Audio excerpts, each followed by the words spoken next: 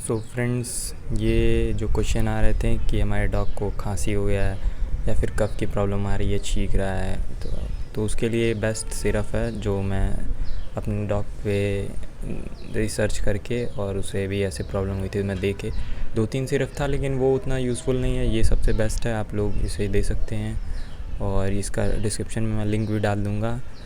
ये बहुत हेल्पफुल होता है आपके डॉग के लिए, मतलब विदिन 1 डे के अंदर आपको रिज़ल्ट दिख जाएगा कि आपके डॉग में चेंजेस आ गए हैं।